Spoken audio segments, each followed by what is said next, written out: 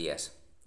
Bienvenidos a la Guerra Civil Española en tiempo real. Continuamos con nuestro relato de los acontecimientos de la primera semana de marzo de 1937. Hoy es 6 de marzo y el principal acontecimiento de esta semana ha sido la mayor batalla naval en el Cantábrico a lo largo de la guerra, que se conoce como Batalla del Cabo Machichaco, en la provincia de Vizcaya. Todo comienza la noche del 4 de marzo, cuando el mercante Galdames, que lleva moneda recién acuñada para el gobierno vasco y a varias personalidades republicanas, zarpa de Bayona en dirección a Bilbao, escoltado por 4 bous armados. Recordemos que los bous eran buques pesqueros o mercantes armados con, en este caso, 2 cañones y 2 ametralladoras y una tripulación de entre 30 y 50 hombres. Estos bous, que pertenecían a la Marina Auxiliar de Guerra de Euskadi, se llamaban el Vizcaya, el Guipúzcoa, el Donostia y el Navarra. También les acompañaba el destructor José Luis Díez, que pertenecía a la Armada Republicana y había sido enviado en septiembre, junto con la mayoría de la flota del Mediterráneo, al Cantábrico para desequilibrar las fuerzas navales a favor de la República. Sin embargo, debido a que esto estaba siendo aprovechado por los franquistas para desembarcar tropas del Ejército de África, la mayoría de buques regresaron al estrecho o al Mediterráneo a lo largo del mes de octubre. Sin embargo, el José Luis Díez se quedó en Bilbao porque varios de sus oficiales que eran leales al franquismo, a los sublevados, sabotearon el buque para poder quedarse en Bilbao, de manera que su participación en la guerra fue muy escasa y de hecho a este barco se le denominaba Pepe el del Puerto, porque no salía prácticamente nunca, debido a sus averías, naturalmente, y a la poca disposición de su oficialidad. Cuando llegó, continuando con la ruta de esta flotilla de Bayona a Bilbao, durante la noche el mal tiempo provocó, que es decir, la mala mar, el oleaje provocó que el Vizcaya y el Guipúzcoa se separaran del resto del convoy. Y a la mañana siguiente, 5 de marzo, se produjo paralelamente en la zona el otro acontecimiento, que es la presencia del crucero Canarias, que pertenecía a la Armada franquista. Recordemos que este crucero de batalla acababa de participar en la ofensiva de Málaga, bombardeando a los refugiados que huían por la carretera Málaga-Almería. Estaba mandado por el capitán de fragata, no recuerdo ahora mismo su graduación, pero más tarde llegaría almirante Salvador Moreno, que llegaría a ministro de Marina durante la posguerra y también en los años 50. Este crucero, recordemos que era de los mayores barcos que disponía la Armada Española en ambos bandos, era 10 veces mayor que los bous, 3 veces más rápido y 10 veces mejor armado, ya que tenía 22 cañones frente a los 2 que tenía cualquiera de los bous, y tenía 1000 tripulantes frente a los 40 de media de los bous. Por lo tanto, cualquier enfrentamiento con la flotilla, aunque fuera un solo barco contra 5, sería desigual, ya que, como veremos, el destructor José Luis Díez optó por no participar en los combates, por las razones que ya hemos mencionado. El crucero en realidad estaba en el Cantábrico no para esperar al Galdames, sino al mercante Mar Cantábrico, lo cual ha hecho que en algunas fuentes confundan al Mar Cantábrico con el Galdames. El Mar Cantábrico, creo que ya lo mencioné en los episodios de las pasadas Navidades, mencionando que iba a traer armas desde Nueva York justo antes de que el Congreso de los Estados Unidos prohibiera la venta de material de guerra a España. Conociendo a través de su red de espionaje esta información, el Canarias fue trasladado de Málaga al Cantábrico y se encontraba allí en la zona de Vizcaya, y lo que se encontró no fue con el Mar Cantábrico, por lo menos en este momento, sino con el Yorkbrook, que era otro mercante de bandera estonia que sí que transportaba material de guerra para los republicanos. Recordemos que Estonia no pertenecía a la URSS todavía, había ganado su independencia tras la Primera Guerra Mundial, pero aún no estaba integrado en la Unión Soviética. Por lo tanto, Estonia había optado por vender armas a los republicanos unilateralmente.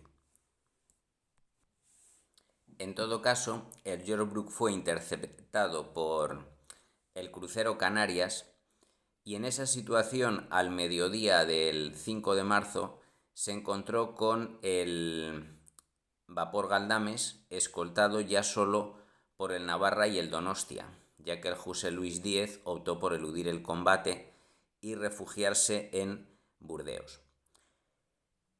Durante el enfrentamiento que se produce aproximadamente entre la 1:30 de la tarde y las 5, se tuvieron lugar los siguientes acontecimientos. El Canarias atacó al Guipúzcoa, que primero se encuentra el Canarias con el Guipúzcoa, que estaba, como hemos dicho, separado de la flotilla. Es decir, se producen en realidad dos combates, uno entre el Canarias y el Guipúzcoa hacia la 1:30, 2 de la tarde, y otro posterior entre las 3 y las 5 entre el Canarias y el Navarra. Los barcos que huyen por diferentes razones son el José Luis Díez, que se refugia en Burdeos, y el Donostia, que se refugia en Arcachón. Hablando en primer lugar del primer combate naval, el Donostia consigue acertar con uno de sus cañones, el Guipúzcoa consigue acertar con uno de sus cañones al Canarias, matando a uno de sus tripulantes, que será la única baja mortal que sufrirá el crucero franquista en esta batalla. El Guipúzcoa, en cambio, pierde a 5 de sus tripulantes, pero logra refugiarse en Bilbao tras ser protegido por las baterías costeras de Punta Galea, en Guecho. Sin embargo, el otro bow que se había separado de la flotilla, que es el Vizcaya, aprovechando el combate entre el Guipúzcoa y el Canarias, logra ponerse en contacto con el mercante Yorkbrook y conducirlo al puerto vizcaíno de Bermeo. Es decir, logra salvar el envío de material de guerra. Pero una hora después, como ya he adelantado, el Canarias sí tiene éxito localizando a la flotilla principal, que está formada por el vapor Galdames, el bow Navarra, el Donostia y el José Luis Díez, y en diferentes momentos el Donostia huye o escapa para refugiarse en Arcachón, y el José Luis Díez también huye o deserta para refugiarse en Burdeos. El que mantiene el pulso con el Canarias es el Navarra y no logra evitar la captura, además del Galdames, que recibe varios disparos, y en el ataque en el mercante se producen 5 víctimas, 4 niños y una mujer, lo cual hace que se rinda al buque franquista. Por su parte, el Navarra mantiene el combate con el crucero franquista durante 1 hora. No consigue causarle bajas y, en cambio, una de los impactos del Canarias provoca el hundimiento del Navarra. 27 de los marinos republicanos mueren en el combate, y el comandante Enrique Moreno, que es tocayo, por cierto, del comandante franquista del Canarias, aunque evidentemente no son familia, opta por hundirse, por lo menos según las fuentes republicanas, opta por no abandonar el barco junto con su segundo oficial y hundirse con él, mientras 20 tripulantes logran salvar la vida y son capturados por los franquistas. Reconociendo el valor desplegado en esta batalla, el almirante en este momento no desconozco si había llegado a esa graduación, pero el oficial al mando del Canarias, Salvador Moreno, logra que el general Franco indulte a los 20 prisioneros, ya que habían sido, tras ser capturados, fueron sometidos a consejo de guerra y condenados a muerte, pero la intercesión de Moreno y otros oficiales del Canarias lograron que se les indultara.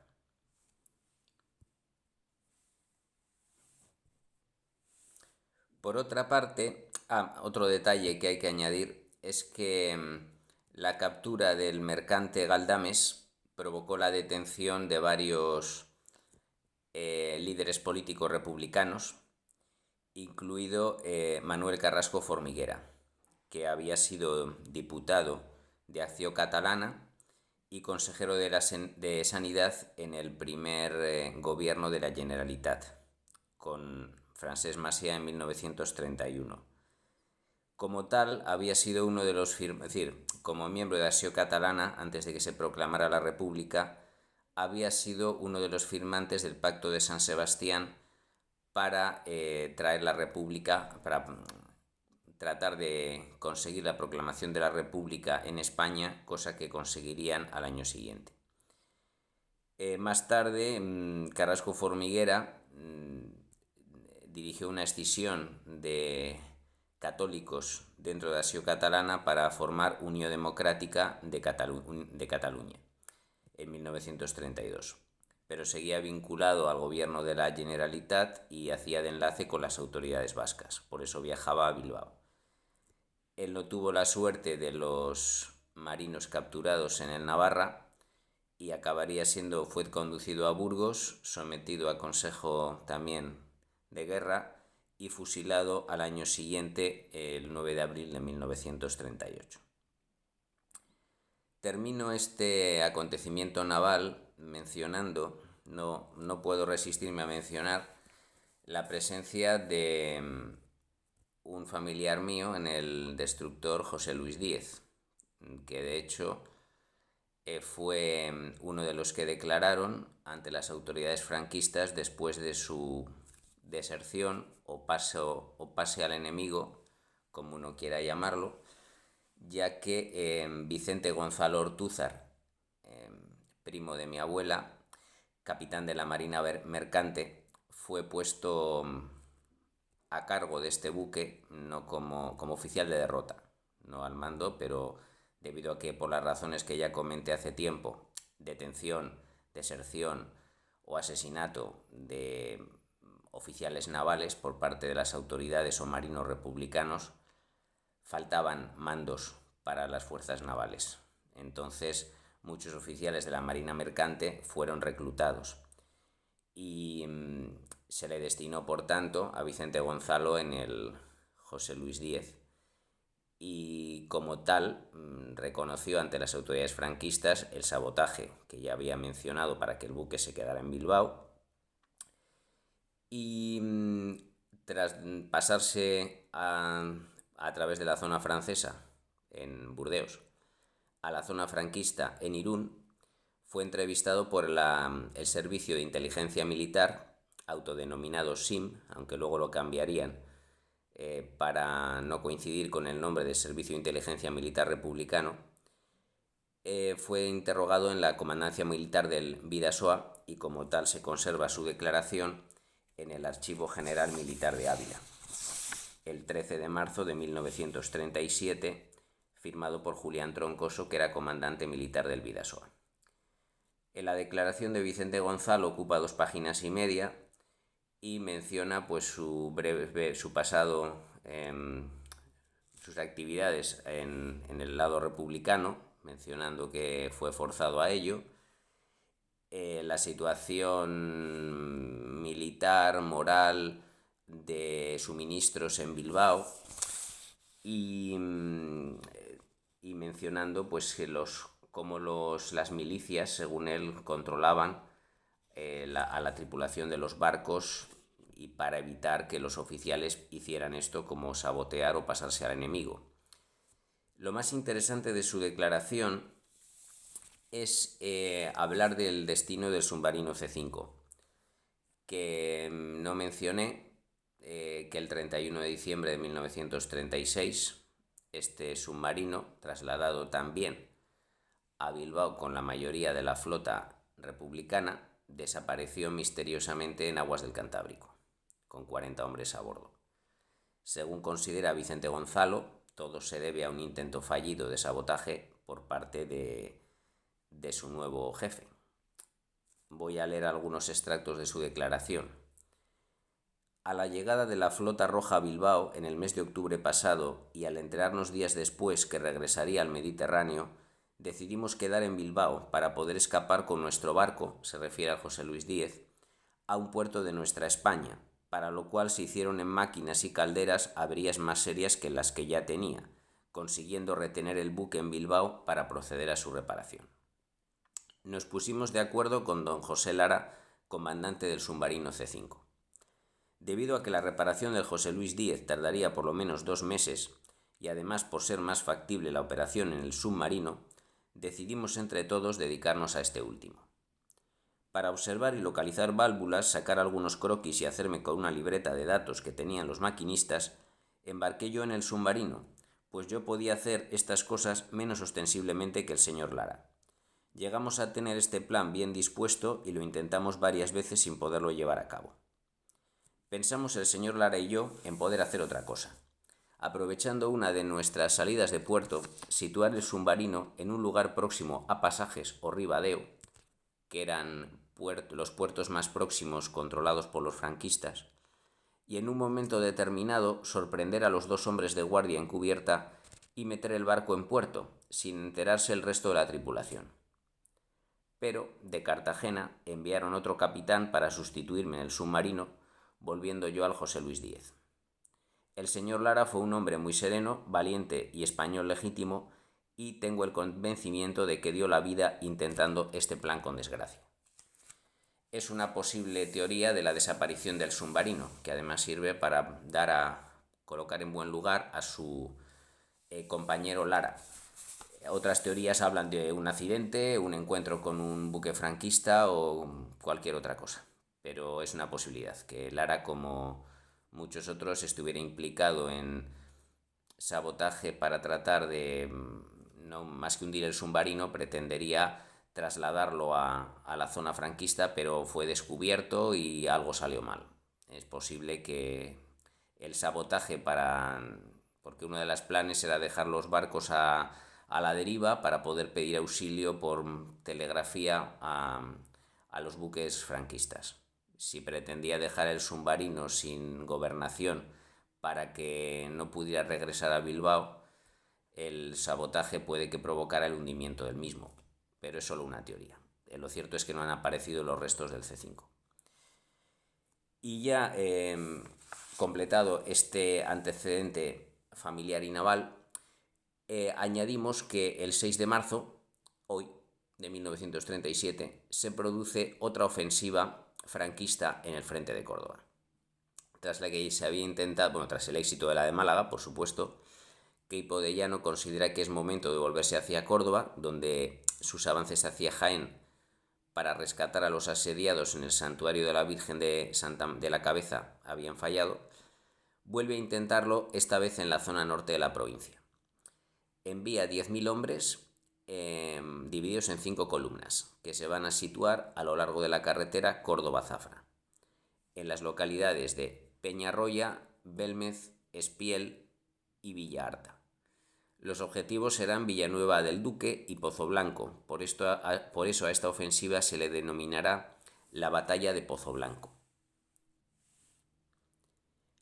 Una quinta columna, literalmente, se encontrará en Montoro para evitar la llegada de refuerzos republicanos procedentes desde Andújar. La zona que van a atacar está defendida por 2 brigadas mixtas republicanas, la 73 y la 74, y el mando del sector pertenece al teniente coronel Joaquín Pérez Salas. Hago otro inciso para mencionar lo curioso de la familia Pérez Salas, que representa una división familiar de de la España de la Guerra Civil. Los Pérez Salas eran 4 hermanos, todos militares de carrera, de los cuales 3 se declararon leales a la República y el cuarto leal a los sublevados.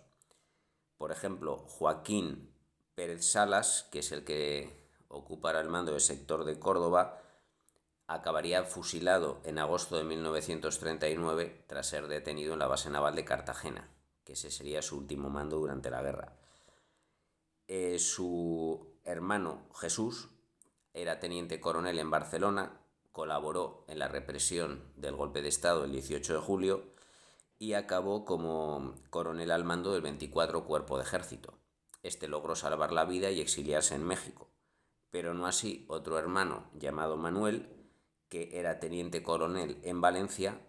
Creo que mencioné su nombre al principio del conflicto porque dirigió la segunda columna de Levante que entró en la provincia de Teruel y acabó la guerra en la escuela de guerra de Paterna como formador de oficiales. Fue detenido en Valencia al final de la guerra y, al igual que su hermano Joaquín, fusilado en 1939. En cambio, otro hermano llamado Julio Pérez Salas era comandante colaborador de Mola en la preparación del golpe de Estado en Navarra y acabaría dirigiendo la primera división de Navarra durante la guerra, y tras la guerra llegaría al grado de teniente general, siendo gobernador militar de Madrid. Murió en 1970.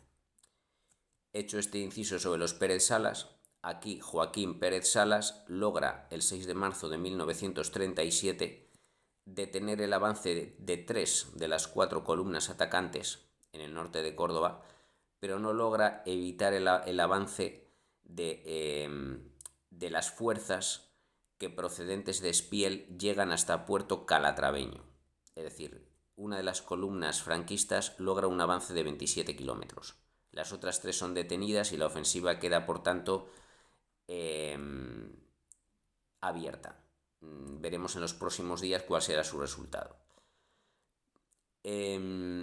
Y concluyo para mencionar que esta semana las milicias, las columnas de milicianos que llevan 6 meses combatiendo en el frente de Aragón, dependientes de la Generalitat de Cataluña, es la que ha organizado, ya comenté, el Ejército Popular Catalán, dividido en divisiones en Cataluña, pero no en Aragón.